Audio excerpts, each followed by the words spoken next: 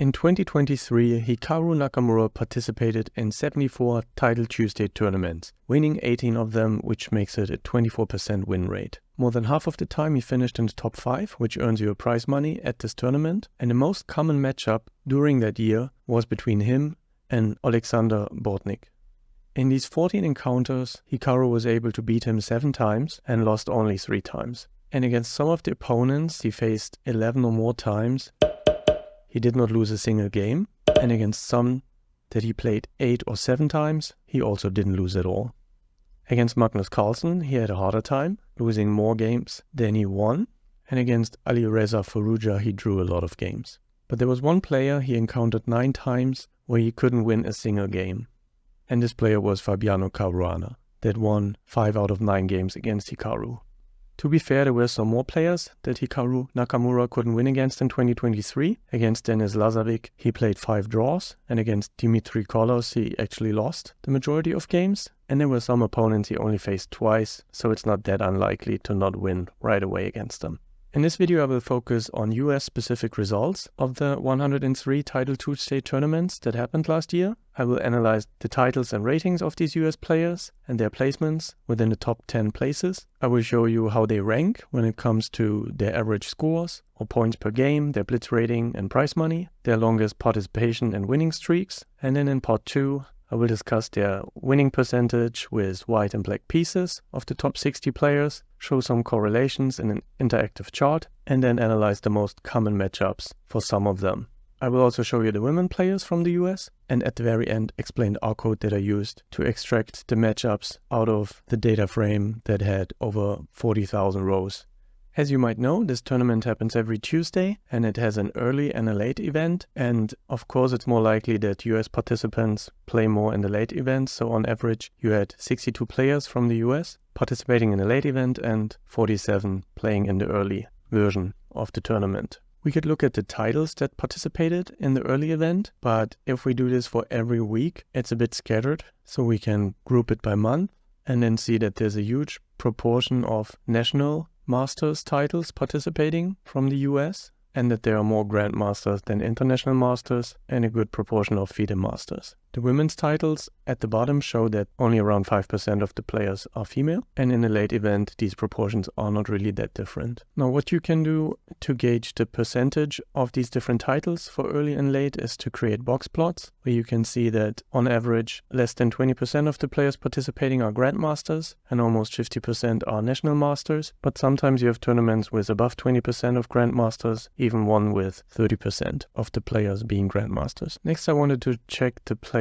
placements, so across all tournaments, how often did a US player finish first, second or third, etc. And you can see that it's quite common. So in 100 tournaments, more than 20 times you had players finishing in the top 10. And then I wanted to turn the gray bars into a chart that gives information on the top 5 players and what proportion they contributed to these placements. So number 1 was mainly achieved by Hikaru Nakamura, but Wesley So, Fabiano Caruana and Alexander Bortnik also placed first in 2023. And in case you wonder, yes, he was born in the Ukraine, but he moved to the US and now plays under the US Federation. So that was the filter that I chose, just the flag that players selected on chess.com. You can see that Daniel Naroditsky's best placement last year was 3rd place, but then he also finished in the top 10 quite often, and Fabiano Caruana often makes it into the top 3. I could also turn this around and add boxes for the other players, so now you would know that finishing first, 3 other US players accomplished this, so that gives a bit more context that it's quite common from other US players to finish within the top 10 as well. Now this table on the left shows you how often a US player finished within the top 10 in 2023 and their best rating and number of participations. So Gatakamsky participated 89 times and he finished in the top 10 13 times. I can scroll down to other players that finished at least twice in the top 10, and now you have everyone who finished last year at least one time in the top 10. This table shows US players arranged by their winning percentage, so now you know which the other 3 players were that finished first in 2023. We had Gatakamsky, Konrad Holt and Levon Aronian, who only participated 11 times, so that makes it a 9% winning percentage. Same as Wesley So, who won twice out of 22 attempts. Now, of course, winning is not everything, so we could ask who made it into the top 3 without not winning a single tournament. So you have Jeffrey Xiong, Daniel Naroditsky, 4 times top 3, Oparin, Wojin Yu, and Hans Niemann. If we look into the top 5 who qualify for some prize money, you now see that Alexander Lederman and Mikola Bortnik, the older brother of Alexander Bortnik, makes it in, same as Andrew Hong and Sam Sevian, and we can repeat that for the top 10 placement. We can also sort by a median place, and now you see Sam Sevian, a really good placement, but he only participated 3 times in 2023. Also a Wanda Liang, just 3 participations. You can also see that on average, these players almost play all 11 games in a tournament, which helps to achieve a high score and good placement. Speaking of high score, here I sorted the players by decreasing average score. So in the 74 participations of Hikaru Nakamura, he had an average score of 8.64 out of a possible 11. He actually accomplished a perfect game once, which only Magnus Carlsen was able to do last year beside him. Levin Oronian with 7.5 points on average. Doesn't even play 10 games on average, so that's even more impressive. And what I added was the average points per game. So when I filter the players that at least played 10 games, so that their average points per game become a bit more stable, I can sort by this variable to see the top 3 are Nakamura, Wesley So, and Hans Niemann, because this now takes into consideration that sometimes the players don't play all 11 games, but still achieve a pretty high score on average. So then the average points per game, where of course a win gives you 1 point and a draw is 0.5 with 0 points for a loss, you can have this ranking here. Let me scroll down a little bit to show players in the around 0.7 mark.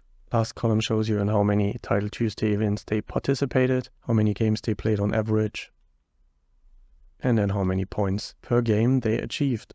We can also sort these players by the best rating they achieved throughout the year. So these are the top 14 players, all with at least one time being over 3000 ELO, 2 more that achieved that, and then the players with more than 2900 points in rating. I scroll down in case you're looking for a player that you like, or maybe you participate in these tournaments as well.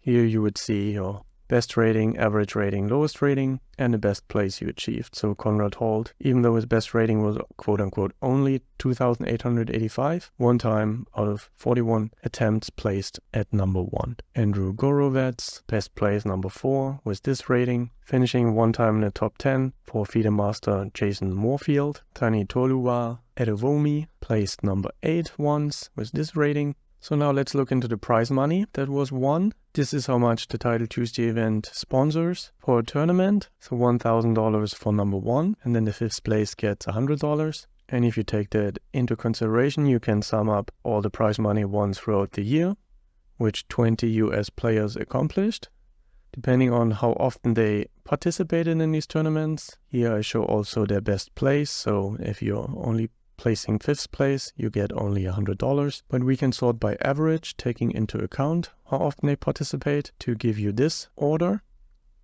Quite interesting. If we look at the participation streak by week, we can see that Asa Hoffman participated every week, at least in one of the early or late tournaments, with a total of 90 participation. Here you have the best rating and the best placement. Some other players accomplished this weekly participation streak 20 times or more. Can scroll down to show you some values above 10. So Daniel Naroditsky, 14 weeks in a row participating. Eric Rosen, 10 times. If we look strictly at the tournament participation streak, so you have to participate early, late, etc., then Alexander Bortnik did this 29 times in a row, Ashish Panda 28, Asa Hoffman only 15, so it looks like a strong preference for the late tournaments, I would assume. But some other players took the time to play early and late, more than 10 times in a row, and I scroll down so you can pause the video, look at the results. But even more important, I think, is the winning streak. And here we have Hikaru Nakamura winning 15 games in a row, which includes the perfect tournament where he won all 11 games. So then there were some before or after that, some 4 more games that made this a 15 times winning streak. We have Hans Niemann with 12 games. He accomplished that in 12 participations. Fabiano Caruana 11 games in a row winning, but not on the same day. Alexander Bortnik 10. Junieski Quesera 10 games in a row, also not on the same day. And then you see some more players with 9 and 8. And to put that into context, 15 games of Hikaru and other players that have a winning streak of 10, 9 or 8, this is really impressive if you look at the normal distribution, which is actually skewed to the right. So some players don't even accomplish a winning streak because they lose or only draw a game. Then some players only win one game before they draw or lose the next. And the most common result is 2 games in a row as the longest winning streak, at least relatively speaking. And then you have a good amount of players that accomplish 3, 4 or 5 games to win in a row, but everything above 8 is really rare. This was part 1. Let's move on to part 2 and start with the winning percentage having the white or black pieces. So these are the top US 20 players based on the average score, and I sorted them by the percent winning with white pieces on the left and the percent winning with black pieces. So this percentage is usually smaller than with white. In parentheses you have how many games they actually played with white pieces. So in the 74 tournaments that Hikaru participated, 403 games he played with white, winning 70.4% of them, and with black in 388 times he won 70.1%. Hans Niemann actually was a higher winning percentage with white, but only based on a sample size of 54 games. With the black pieces, he's more in the middle of the top 20 players. So you can pause the video if you want to look for a certain player. In the next slides, I will show the exact same result for the players 21 to 40 and then 41 to 60. So here are the players 21 to 40. Konrad Holt, who once won the tournament, makes it in here with 65% winning with white and 55.6% winning with black. You see Gotham Chess here, Levi Rosman, 61% winning with white, doing a bit better with black, but very little draws. That's something I noticed, that these grandmasters and higher rated players actually produce more draws when they're matched up against one another, and then these draw percentages decrease. We also have Eric Rosen here, famous YouTuber, who loves to play interesting gambits. And here are the next 20 players and their winning percentages with white and black. And keep in mind that usually during these tournaments you are matched against players that have similar ratings or achieved similar number of points during these different rounds. So don't be surprised that some of these have higher winning percentages than better players. And interesting to see that Edo Gomez didn't play a single draw with the black pieces in 36 games. In the first interactive chart, I showed a correlation between number of participations, so how many Title Tuesday events a player participated in, and the average score. So I remember that this really high score comes from Wesley So, who only participated in 22 games. This must be Hikaru with 74 participations. The G is for how many games they played on average. And then we have S with the average score and P with points per game. T is the title and R is their best rating. Here we have Alexander Bortnik. Most participations of the Grandmaster is Karakamsky. Daniel Naroditsky here. Most participations from a FIDE Master, Asa Hoffman. National Master, Mike Saylor. International Master, Justin Sarkar, with an average of 3.4 points and a best rating of 2,300. We have Eric Rosen here, participating 48 times with almost 6 points on average, and Gotham Chess in here with only 30 participations, but a really good score of 6.2. Now overall there isn't a good trend showing that the more you participate, the higher your score will be. This is based more on rating and how many games you play, so let's look into these charts next. Before we do that, I wanted to quickly at least label all the Grandmasters in this chart, so because I couldn't highlight everyone with the hover over function, now you at least see where the different Grandmasters fall when it comes to participation and average score. So Hans Niemann quite high up, but not many participations. Same for Sam Sevian. And here I quickly repeat that for the International Masters being labeled. So just pause the video if you want to spend a little bit more time on that. Instead of average score achieved during the tournaments, we can also plot versus the points per game to see that Hikaru Nakamura with 0.81 is clearly the best. Fabiano Caruana has 0.75. And then some players, if they just play one game and win it, they achieve a score of 1. If they play just one game and lose, then that's 0. But it also means that for Asa Hoffman with 0.37 on average, scoring less than the draw. And if you're above 0.5, then you score a little bit better than the draw. Now it becomes a bit more interesting because now you see a relationship between the best rating and the average score. So Hikaru Nakamura being the best rated and with the highest score, then Wesley So and Daniel Naroditsky having a higher rating but not a better average score. Bortnik, Levan Oronian, Caruana Hans Niemann, who only on average plays 8.6 games during a tournament, which means you also have less chances to increase your score, Andrew Hong, Ray Robson, and in here we have Sim Sevian, Awanda Liang, Jeffrey Xiong, Christopher Wojin Yu, Karakamsky, etc. Levi Rosman is right in the middle here. Pretty good rating and average score. Eric Rosen right below to the left. The correlation becomes even stronger if you now focus not on the average score, but the score that comes from the points per game that you play. Now we have a few players that just played one game and won it, or 3 games and won all 3, which gives you an average of course, winning all. And here one player achieved that in one tournament, winning 5 out of 5 games. But now the trend is led by Hikaru Nakamura, Hans Niemann, rating and points per game pretty much on this line, a little below Daniel Naroditsky, Wesley So a bit above, and then this triangle here of Fabiano Caruana, Aronian and Bortnik, Ray Robson and Andrew Hong, slightly lower points per game when you think about this trend line, and Bortnik's brother Mikola over here as the international master. And now I'm just looking for Eric Rosen and Gotham Chess. Levi Rosman is here in the middle. So now for a freeze frame, I labeled some of the grandmasters and the correlation between average score and their best rating. And then I repeat this for the international masters being labeled. I hope the size is big enough to still read the text. And then I wanted to show you one more thing, which is a 3D plot with the x-axis showing the games played. So the more games you play, usually the score goes up. Z is the score. And then on the y-axis we have the rating. So the higher your rating, usually your score goes up as well. And I labeled these dots. So this is Hikaru Nakamura in even 3 dimensions being in the top corner and Wesley So being over here.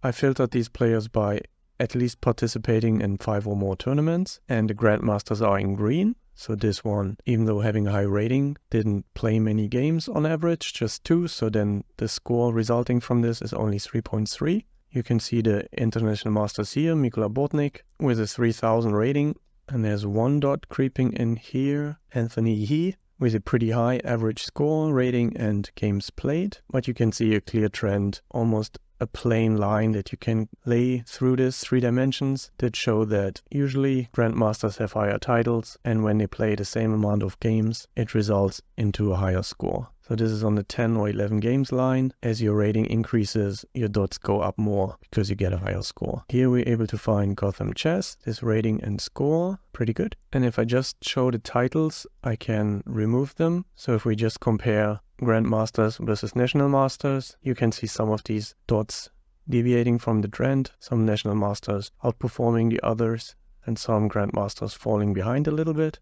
Next I want to show you common matchups for a certain player. So Daniel Naroditsky faced Katakamsky 10 times and 8 out of 10 it ended in a draw. If you combine white and black pieces, you can see that he never lost against Rasmus Swane, David Paravian and Konrad Holt, and against Sergei Sigalko, who participated the most in Title Tuesday 2023, he won 4 out of 6 games. Katakamsky, on the other hand, participated a lot, so he could also face some of these better players many times. So he played Nakamura, Naroditsky and Dmitry Andreikin 9 or more times, never losing against David Paravian, but also never winning against Alireza Firouzja. So these are the top 17 players he faced 6 or more times. Here are 25 more players that he played against at least 4 times, never losing against Maxim Matlakov or Nadia Toncheva, but then also never winning against Fabiano Caruana in the 5 encounters they had. He could also not beat Magnus Carlsen, facing him 4 times, or Jonathan Durerasu. I did the same for Asa Hoffman, because he participated every week of last year,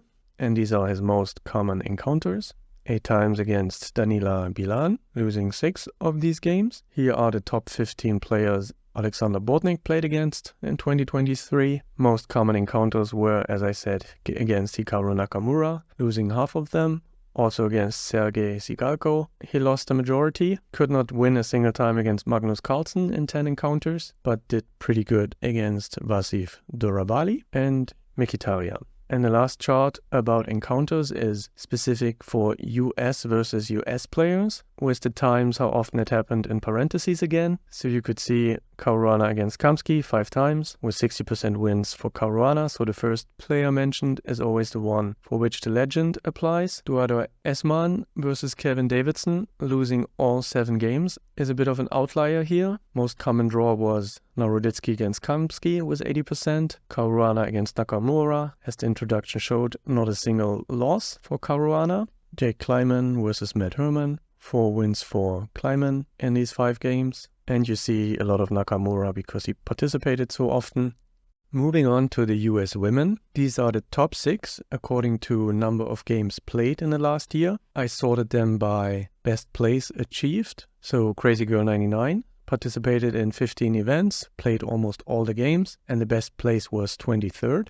Talia played fewer games, even though she participated in 24 tournaments, best place 59th. The only one I knew before was Alexandra Botes from the YouTube Shorts or her live streams on Twitch. I like Talia because I'm a fan of Hunter x Hunter, and I learned that Atusa is actually the wife from Hikaru Nakamura. They got married last year. I did filter all the participations from Crazy Girl 99 to check on the best place of 23. To see how the tournament was going, and she won the first game with black and then won another one with white, then lost one, won one, lost one again with black, won with white, lost with black. But then the last 4 games she all won, playing against opponents that would later finish 41st and 40th place, so quite impressive. 8 points total, 2,604. And the best female in the tournament wins $100. And when I filter for this tournament, she was actually the first contestant with a women title on that day, placing 23rd. The next best woman on that day was Talia, placed 77th. Now when I filter for titles with a W indicating women, then there are 19 contestants for the US. Here sorted by number of tournament participations. We can sort by best placement. And when we sort by best rating, we see Rochelle Wu with 2,687, only participated once and got a score of 6, which placed her 79th place.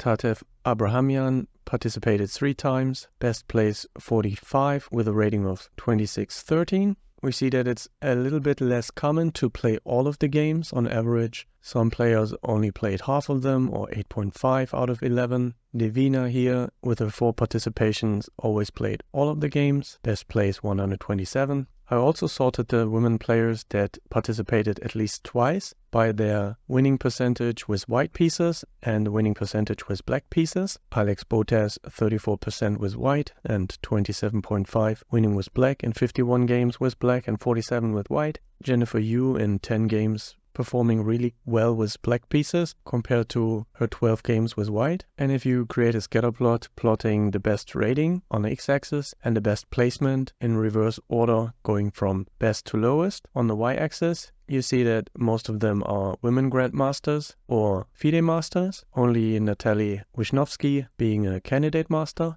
And there's a clear trend of better rating leading to higher placements in the tournament. And that pretty much finishes the analysis of the US participants during the Title Tuesday tournament event of 2023. If you are interested in the R code that I used to analyze this massive amount of data and produce the charts, I will link to the video that I uploaded last week where I explained most of the code I used. I also have other videos and tutorials on the most important functions for data analysis in R and for data exploration. I started the channel with a lot of visualizations of different types, which I can also link to in the description below. You will also be able to find the code and the dataset on my GitHub account, where you can just simply download the relevant files and reproduce some of the charts or filter for different players that you're more interested in. The last thing that I want to show you in this video is how I created the matchup table, checking the different encounters that occur during the tournament. Because when you look at the data that has over 48,000 rows, you will have to each player and their place for a specific tournament, and whether it was the early or the late version on that date, you will find that, for example, Jan Duda in the last round played with the white piece against position number 3, Maxim Chigayev, and it was a draw. So you will always find the piece, black or white, the result, win, loss or draw, and the number he played against. So in the 9th round he played against Hikaru Nakamura, which means he must have played against number 1. Duda. So this is how this matchup information is stored in the data frame, which means we can extract the information by selecting certain columns and then turning this into a longer format where the file name, the date time, the number, username, and federation and title is fixed, and the other columns round 1 to 11 will be turned from wide 11 columns to 11 rows, extracting the value. So now this data frame of 48,000 rows is turned into 500,000 rows because every entry is turned from 1 row into 11, multiplying 48,000 by 11. So now we know that Duda was number 1 on that date and in his 11 rounds played against these different player numbers, which we later have to add. Now after this format change, I do a lot of mutates, which extract the last letter and the first letter. So now we know the color of the piece, we know the result. I translate the color into text and I extract the opponent number. And then one crucial thing to make every player and every result and the games played unique, I match the number of the first player with the date and the time, and I also match this to the opponent. So now we know on this date in the early event, player 1 played against 438, and we are later able to find player 438 in this data set and figure out the opponent's name. At the end, I follow up with a left join that simply codes the result letter into an actual result. So now D becomes draw and L becomes lose. Then I change the name of TT long into rounds. This is the information of the games, whether it was round 1 or 11. And then I create this little opponent data frame that holds this unique identifier and the matching username. And then I try to match the date time number from the opponent that looks like this. And I try to find that in the opponent data frame where we also have date time number. And whenever these overlap, I will get a true that I can match against the opponent username. And this way add to our long table the opponent username. And after this matching, we now know that in the first tournament, number 101 referred to this username, number 2 referred to username Hikaru. And after a few more modifications, where I join the opponent names and then remove NA values, we can count how often a hero name occurs together with an opponent name in this data frame. And then we see Hikaru played Bortnik 14 times, which also means that Bortnik played Hikaru 14 times. So it will find all the different matchups and in reverse, but you know that it's always from the player's perspective which result occurred. So hero name Duda played against Kanakaris and he won with the black pieces, which was originally coded with this code, playing against a player who later finished 101 with black and winning. And this data frame I could use to filter for only US players to then look into the US versus US matchups. But first I'd like to have every player included to find against whom the US players played the most in last year's tournament. I hope you enjoyed this video. Let me know in the comments what other questions you might have about these results. I'm planning to do a few more chess videos this month and in April, so I hope I will see you there. Until next time here at the Data Digest.